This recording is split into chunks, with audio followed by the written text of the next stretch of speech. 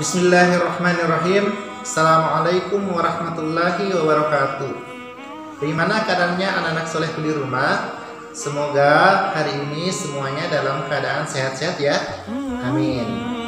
Sebelum kita melaksanakan kegiatan pembelajaran kita hari ini, marilah kita berdoa agar segala sesuatu yang kita kerjakan hari ini insya Allah diberkahi oleh Allah Subhanahu wa Ta'ala. Adapun pembelajaran kita hari ini yaitu tematik, tema 1, subtema 2, pembelajaran 5. Adapun muatan pembelajarannya, yang pertama pelajaran IPS dengan KD 3.1, mengidentifikasi karakteristik geografis dan kehidupan sosial budaya, ekonomi, politik di wilayah ASEAN. Kemudian pada KD 4.1 menyajikan hasil identifikasi karakteristik geografis dan kehidupan sosial budaya, ekonomi dan politik di wilayah ASEAN. Kemudian pada muatan pembelajaran SBDP yaitu pada KD 3.4 memahami patung dan pada KD 4.4 membuat patung. Kemudian adapun tujuan pembelajarannya, yang pertama, setelah membaca teks tentang ASEAN dan kondisi geografisnya, siswa mampu menyebutkan kehidupan ekonomi dari dua negara terkait kondisi geografisnya dengan benar. Kemudian yang kedua, setelah berdiskusi, siswa mampu menulis laporan tentang perbedaan kehidupan ekonomi dari dua negara terkait kondisi geografisnya dengan benar melalui diagram Venn. Kemudian selanjutnya, setelah melakukan uji coba dengan bahan patung, siswa mampu menemukan cara membuat patung dengan tepat. Yang terakhir, dengan menggunakan bahan tanah liat dan lilin malam atau adonan ply-doh, siswa mampu membuat patung dengan lebih terampil. Jadi inilah merupakan pemaparan tentang materi yang akan kita pelajari hari ini. Untuk lebih jelasnya silahkan anak-anakku simak video berikut ya. Bismillahirrahmanirrahim. Iya, pada pembelajaran kali ini kita akan membahas tentang kondisi geografis yang sama membuat negara ASEAN memiliki persamaan dalam kegiatan ekonomi terkait hasil buminya. Ayo kita pelajari lebih lanjut. Nah, sekarang anak-anak soleh perhatikan halaman 98 dan 99. Ayo kita sama-sama membaca ya. Kegiatan ekonomi negara-negara ASEAN. Indonesia mengekspor hasil bumi seperti timah, tembaga, besi, minyak, gas, dan nikel. Selain itu, Indonesia menghasilkan pupuk, tapioka, karet, kopi, kelapa sawit, dan tembakau. Ikan tuna, udang, dan teh juga diekspor ke negara lain. Brunei Darussalam terkenal sebagai pengekspor minyak mentah, gas alam, dan produk minyak. Penduduk Malaysia bermata pencaharian dalam bidang pertanian, pertambangan, dan perindustrian.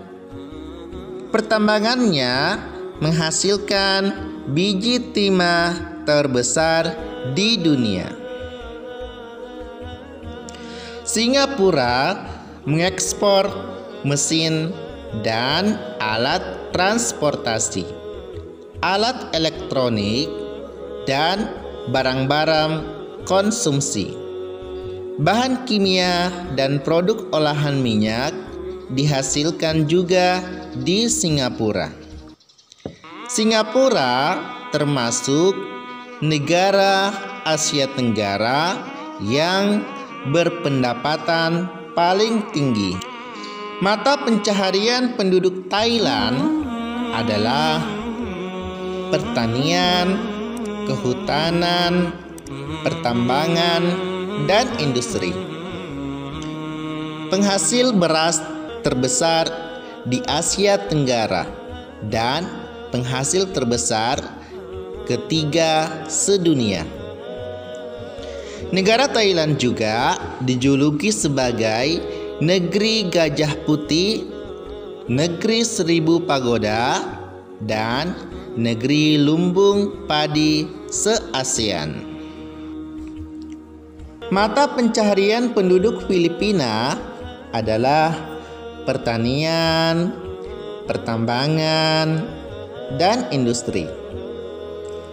Komoditas ekspor Filipina terdiri atas gula, kopra, kayu, nanas, dan biji tembaga. Perekonomian sebagian besar penduduk Vietnam adalah pertanian. Padi merupakan hasil utama pertanian di Vietnam. Industri di Vietnam meliputi tekstil, semen, pupuk, kaca, dan ban. Pertambangan di Vietnam menghasilkan emas, biji besi, timah, gamping, fosfat, tungsten atau wolfram, dan juga seng. Hasil hutannya adalah bambu, kina, kayu, dan kayu manis. Di Vietnam terdapat dua sungai penting, yaitu Sungai Mekong dan Sungai Songkak.